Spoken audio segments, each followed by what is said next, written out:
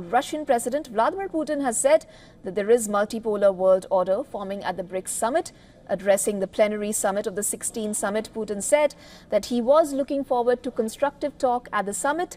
And Putin also said that BRICS unites like-minded countries, civilizations and cultures, and its member states stand for equality, good neighborly relations and mutual respect. Indian Prime Minister Narendra Modi and Chinese President Xi Jinping are among the world leaders attending the summit in Kazan. Indian Prime Minister will hold bilateral meeting with the Chinese President Kazan later in the day. And this will be the first meeting between the leaders since India and China agreed on non-hostile patrolling along the line of actual control.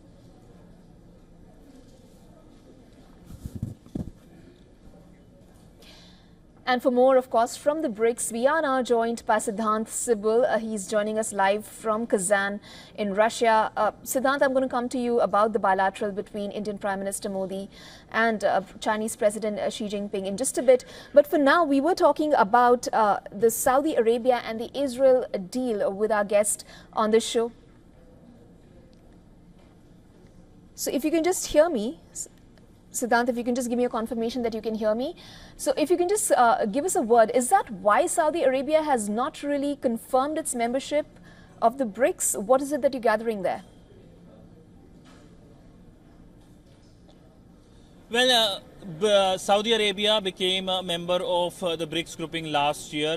It was among the 6 countries, including Argentina, Ethiopia, Egypt, Iran and UAE. Now, what has happened since then is Argentina has openly opted out. In fact, the new Argentinian leadership had written to the 5 members of the BRICS, including the Indian side, Indian Prime Minister Narendra Modi, that they will not be joining the BRICS grouping. Now, when it comes to Saudi Arabia, there is no public comments by Saudi Arabia. What I can tell you and confirm you here at the BRICS Summit is that there is no representation in terms of the leaders level here at the BRICS Summit by Saudi Arabia. Other countries who became members like Egyptian President Sisi, the Iranian president, the new Iranian president, UAE's leadership, the Ethiopian leadership, they're all present. And we also saw that in the family photo earlier today here in Kazan. Nobody knows the reason why this has happened, but of course there is little bit of geopolitics. In fact, lot of geopolitics involved in it.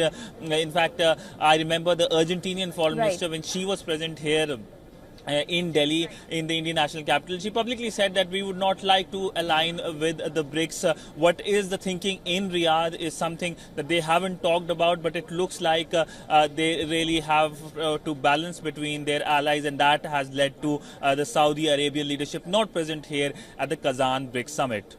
Siddhant, now going over to the much anticipated bilateral between Indian Prime Minister Narendra Modi and Chinese President Xi Jinping. In the build up to it, if you could just reiterate for us, for our viewers, the significance of this bilateral. This will be a formal meeting between the two after 5 years, with the last one in Mahabalipuram in India. Well, yes, the bilateral meeting will be happening later today, and everyone is waiting for that, whether it is the Indian media contingent or the Chinese media contingent. All of them, of course, are present right now here at the media center. Now, essentially, this is a meeting coming after a gap of 5 years. We know that there have been conversations both at the External Affairs Minister Dr. S. Jaishankar level. He has met his counterpart several times. The Indian NSA was in St. Petersburg, and he met the Chinese Foreign Minister Wang Yi as well. And it was being indicated or talked about that India and China are looking to have a certain big breakthrough, and that came earlier this week with the agreement on patrolling at the border at the line of actual control. Since then, the Chinese side has also confirmed that there is an agreement, and today's bilateral, which the Indian Foreign Secretary confirmed at the press briefing yesterday here in Kazan, will be something that will be closely watched. Will this bilateral lead to other low-hanging fruits being easily delivered in terms of the connectivity bit. Remember, the Chinese side has been saying that there needs to be direct flight connectivity between China and India.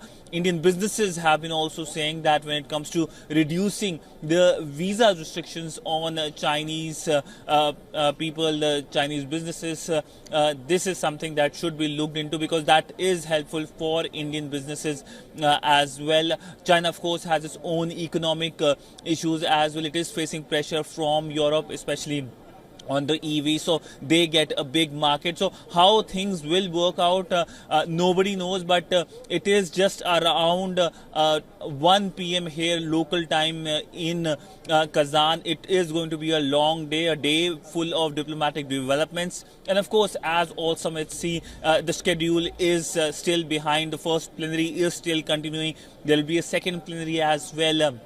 And then thereafter, there will be announcement of the Kazan declaration. And on the sidelines, the bilaterals are something that is being watched, whether it is the India-China bilateral or the India-Russia bilateral that happened yesterday, where the Indian Prime Minister talked about the relationship, the BRICS grouping, its emergence on the world stage, and of course the Ukraine crisis, the Ukraine conflict, which of course the Indian Prime Minister said that can be resolved through peaceful efforts. Thank you so much, Siddhant Sibal, for joining us with the latest on the BRICS 16th summit that is currently underway in Kazan. We'll make sure that we'll keep coming back to you for the latest on it. For all the latest news, download the WION app and subscribe to our YouTube channel.